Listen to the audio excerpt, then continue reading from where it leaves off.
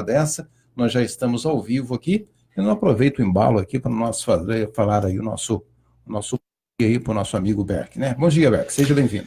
Bom dia, Reinaldo, bom dia, Paulo Carvalho, que está aqui também na rádio.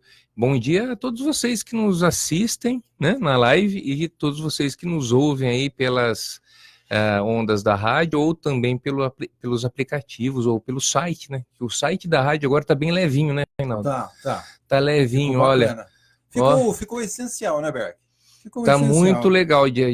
Entre no site da Rádio Comunidade. Eu acho que vale a pena. Acho não, vale a pena. Porque para a gente ter um site maior, precisaria ter uma equipe grande para mantê-lo.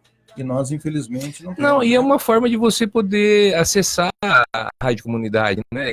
Inclusive ouvir para quem está longe, né? A gente tem assim, eu sempre comento, né? Às vezes me torno até repetitivo, mas nós temos ouvintes de vários lugares do planeta, né? Puxa, que estão como temos e bastante, né? Bastante. Isso é legal, quer dizer, mostra que possivelmente são brasileiros que moram fora, de repente até pra matar a saudade do Brasilzão. Mas é muito legal. Então, é um prazer, uma satisfação estar aqui mais uma vez, né, para a gente poder falar um pouquinho a respeito da nossa religião, da religião católica, na realidade, né? Eu falo da nossa religião porque é a minha, do Reinaldo, do Paulo que está aqui, mas acima de tudo tentar esclarecer algumas coisas, por exemplo, em relação à questão da idolatria, que a gente falava na semana retrasada, né, por conta de se aproximar o dia de Nossa Senhora Aparecida, que muitas pessoas criticam os católicos, né, por terem os santos, né, por venerarem os santos. Os santos, na realidade, eles não são adorados como Deus, né, eles são exemplos a serem seguidos. Então, quando a gente fala, por exemplo, de Nossa Senhora, que foi sábado passado, ela é um exemplo. Ela tem até uma música que diz que ela foi um sacrário vivo, né? Porque ela teve dentro dela o próprio Cristo, né? E a hora que a gente fala do sacrário, o sacrário é onde fica a hóstia, a comunhão. Né? Então, se ela teve dentro dela, e ela teve a oportunidade de criar Jesus, né? De fazer com que ele crescesse em fé, em estatura, em inteligência, sabedoria, ela tem que ser realmente venerada, não idolatrada. Né? Então, o que acontece? Nós temos nela um grande exemplo. E a igreja é a primeira que nos ensina que a idolatria é pecado. Sim. Não é verdade? Agora, o que alguns irmãos nossos de variadas denominações, cristãs especialmente, dizem que a gente idolatra imagens, né? Não, a imagem, a gente até comentava semana retrasada, a imagem ela é uma referência. Se a gente for olhar qualquer imagem, ela não representa exatamente quem era aquela pessoa. É o artista que colocou ali o seu toque. Né? Sim, sem dúvida. Os santos venerados agora mais recentemente, nós tivemos agora aqui a irmã Dulce, né? Na realidade, Dulce era a mãe dela, né? Mas a irmã Dulce, que é santa dos pobres, a gente tem foto, tem filme, fica mais fácil de fazer essa comparação. São João Paulo II, né? São santos, enfim, da nossa época. Isso, né? Que a gente teve a oportunidade de ver ou pessoalmente, ou na televisão, enfim, através de fotos. Mas os santos mais antigos é o artista que colocou ali a sua inspiração. Né? Até a gente comentava também no programa passado, Jesus Cristo, na terra que ele viveu, ele possivelmente não seria da forma como ele é ilustrado. Né? Sem dúvida. Mas o que acontece? Serve para a gente, essa ilustração serve para a gente como uma inspiração. Uma referência, uma referência. Né? Uma referência, sem sombra de dúvida. Mesma coisa acontece fazendo uma comparação, né, que sempre é feita, né, com as fotos dos nossos familiares, né? Nós não veneramos, adoramos, nós amamos os nossos familiares. Sim. Principalmente os que já se foram, e você tem fotos de momentos junto com essa pessoa, né? Aquilo serve para você por motivo de saudade, sem sombra de dúvida, mas ao mesmo tempo de um alívio também, para você saber que você viveu aquele momento com ele. Fazendo essa comparação de adoração em relação a imagens. Eu até tenho acho que até comentei já em outros programas aqui, é uma senhora que participando de um programa de televisão, uma senhorinha já há bastante tempo, e ela foi dito a ela assim, se ela não sentia tristeza quando ela sentia saudade. Ela falou assim, não, eu sinto alegria quando eu sinto saudade, eu fico feliz quando eu sinto saudade, porque se eu tenho saudade é porque eu vivi momentos bons. Então, e tem uma frase que eu não sei também dizer agora de quem é, que diz assim, que o preço do amor é a saudade. A gente só sente saudade se amou. Sim, né? Sem dúvida. Né? Então, se você está longe da pessoa amada, viva ou não, e sente saudade é porque você ama aquela pessoa ou sentiu amor por aquela pessoa que já partiu. Então, a mesma coisa quando a gente olha para uma imagem e começa a pensar nas possibilidades, né, que aquela pessoa teve e nos abandonos que aquela pessoa teve que fazer para poder se tornar uma referência, né? Então, quando a gente pensa, por exemplo, em Santo Agostinho foi um santo que no começo da sua vida ele era uma pessoa que não tinha nada a ver com santidade, né? E ele se transformou. Então, Santo Agostinho de Hipona, porque tem também o de Cantuária, né? Então as pessoas se confundem um pouco. Sim, são dois. É Santo Agostinho de Hipona esse, tá? É que eu estou me especializando em santos, sabe? Por falar nisso, pode fazer propaganda, né? Fé em Deus. Fé em Deus no YouTube.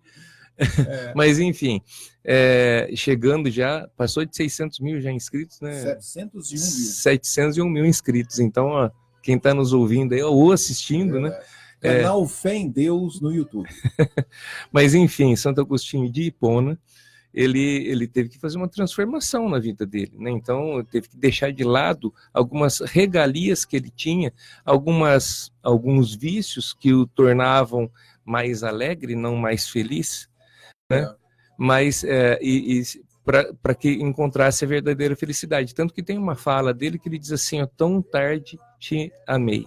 Então, assim, você estava dentro de mim, eu te procurava, ele falando com Deus, né? Você estava dentro de mim, eu te procurava e não te encontrava. Até que um dia, quando olhei para dentro, percebi que ali você estava, né? Tão tarde te amei. Mas, enfim, olha, quando a gente fala em idolatria, latria vem do latim, significa o culto a Deus. E ídolo, de ídolo mesmo, né? De imagem, de figura, vamos dizer assim. Então, quando a gente fala em idolatria, é adorar apenas a figura divina, né? Mas a tradição de fazer, de cultuar não, mas de ter uma imagem para ser referência, ela nos faz olhar para a imagem e nos remeter àquela pessoa, ou aquele indivíduo que foi por conta de algum motivo na sua vida, que abandonou alguns excessos, que abandonou algum motivo de alegria, não de felicidade, mas que depois, por conta disso, fez da sua vida um sinal. Essa pessoa, essa imagem nos remete àquela pessoa, e por conta disso nos faz lembrar dos exemplos que ela nos deixou.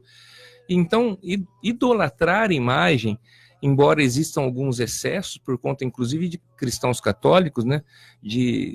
Tem imagem, você chega em algumas igrejas, que a imagem, por exemplo, no joelho, no pé, está até gasto, já até perdeu a cor, de tanto que as pessoas passam a mão ali, imaginando que ali tem alguma coisa sagrada. Não é.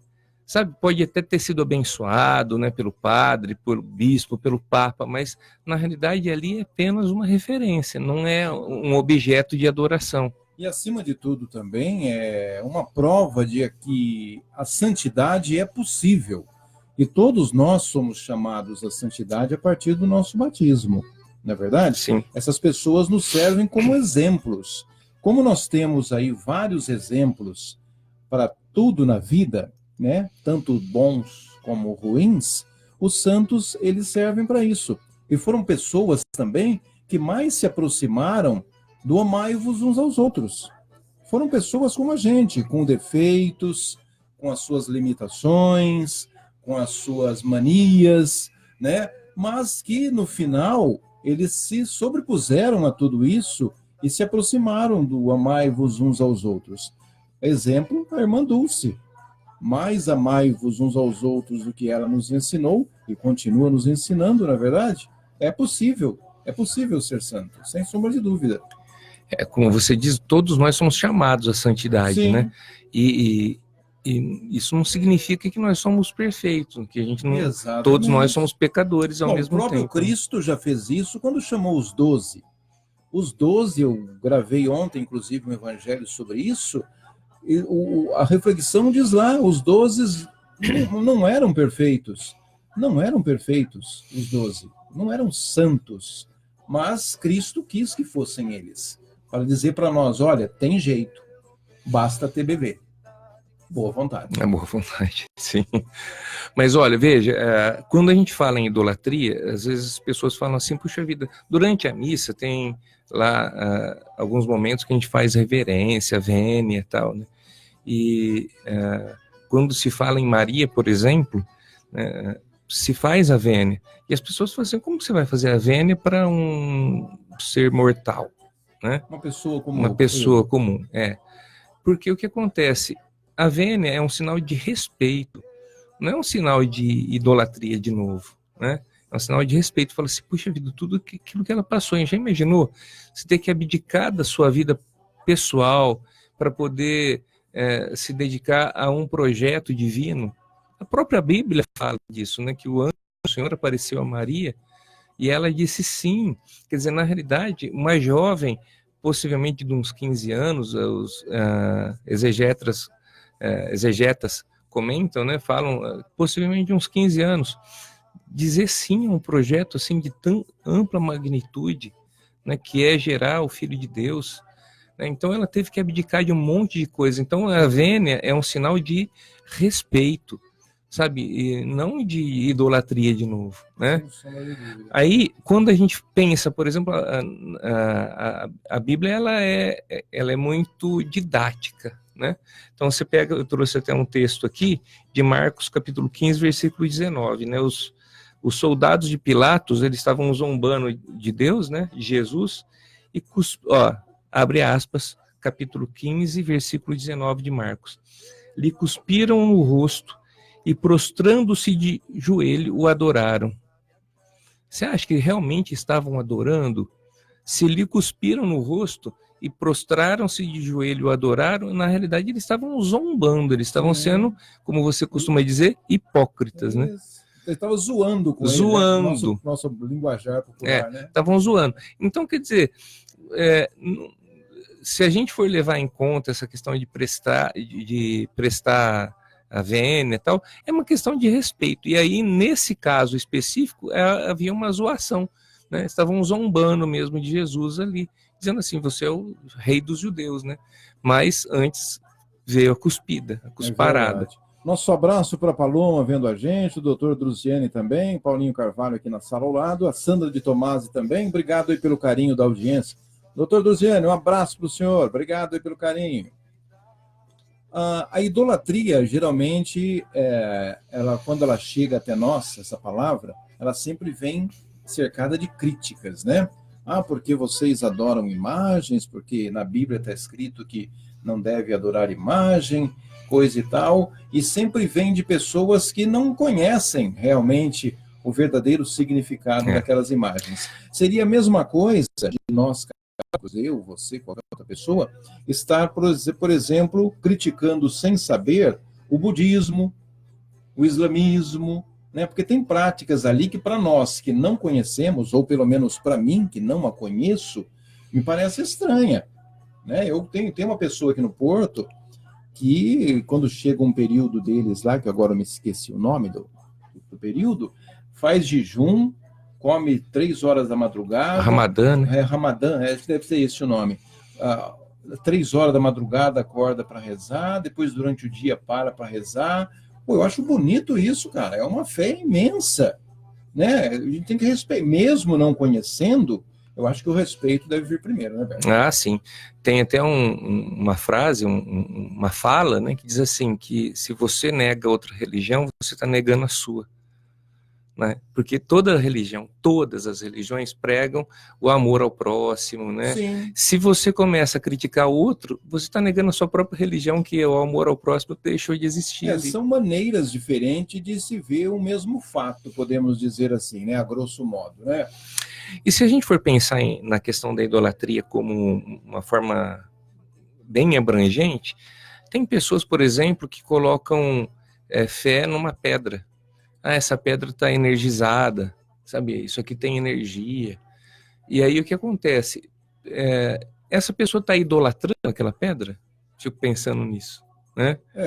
Os próprios nossos irmãos que criticam o fato da gente ter as imagens, eles idolatram a Bíblia. Minha irmã até comentava isso na semana passada, minha irmã Maria, que aliás foi quem sugeriu o tema para a gente poder estar comentando, né? Falei assim, se você olha para a Bíblia como um objeto sagrado, você está idolatrando a Bíblia. A Bíblia é um objeto sagrado realmente, mas assim, ela serve para nos, de novo, é uma representação, dela, né? É uma representação. É o conteúdo. Você pode, a Bíblia ela vai se desfazer, vai chegar uma hora que ela não vai existir mais, mas aquilo que ela contém vai continuar na sua alma, no seu coração. Sem dúvida. Né? Então, de novo, gente, a imagem ela representa, ela não é. Então, a hora que você olha para a imagem, você pensa assim, puxa vida, Nossa Senhora Aparecida. O que Nossa Senhora teve que abdicar da vida dela, qual o sacrifício de ver o filho sendo crucificado, quanta dor que ela passou. Então, a hora que você olha para essa imagem, você pensa nisso, mas não é a imagem, é ela. É ela, né? É o caso da foto que eu citei agora há pouco. Né? Quando você vê a foto de algum ente querido, principalmente que se foi, não é o papel que está ali impresso, mas o que ele representa da pessoa que você conheceu e toda a índole, o caráter da pessoa que fez parte da sua vida. Aí tem essa questão do significado, né? Eu tenho um amigo que ele é publicitário, e outro dia a gente até comentava, fala assim, a hora que você olha para uma marca, é o significado, né?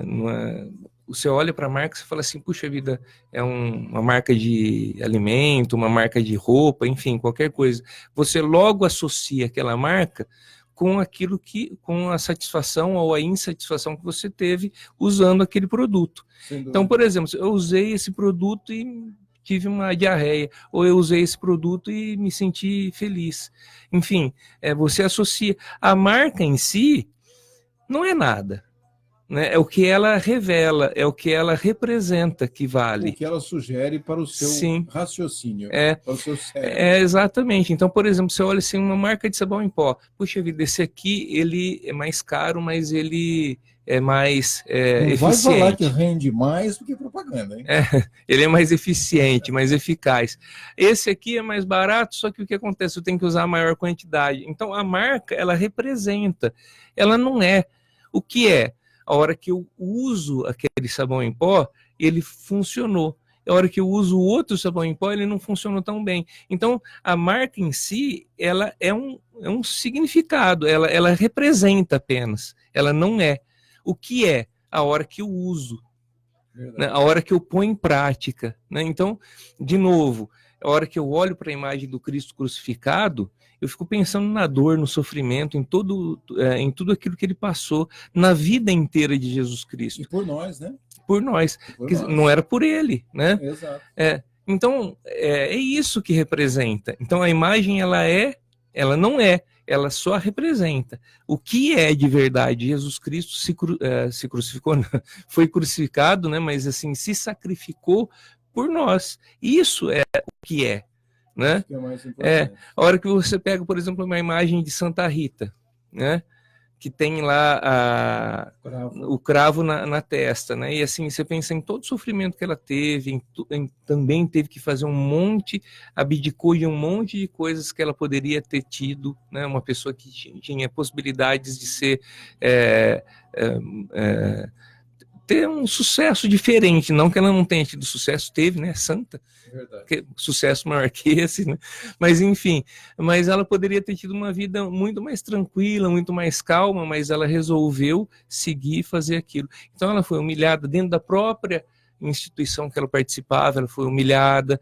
Então a hora que você olha para a imagem e pensa nessa escola, nessa didática da vida de Santa Rita, aí você fala assim, puxa vida, eu poderia também fazer isso. Sim, porque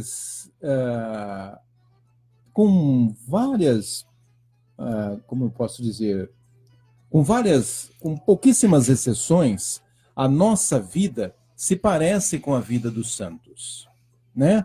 Não que todos nós sejamos santos, não é isso. Só que os santos souberam, entre aspas, digerir muito mais o que é o sofrimento, o que é a perseverança, esperar a graça de Deus, a oração, porque, olha, a maioria deles, principalmente lá no início do cristianismo, né, eles foram, assim, digamos, viraram santos devido ao martírio em nome de Jesus Cristo e de tudo aquilo que Jesus Cristo representava. E os santos de agora, né, os mais novos, como esses dois que você citou, João Paulo II e para nós, Irmã Dulce, fora Francisco de Santana, Francisco, né? Frei Galvão. Frei Galvão, né? São os mais novos para nós, né? Foi um outro estilo de vida.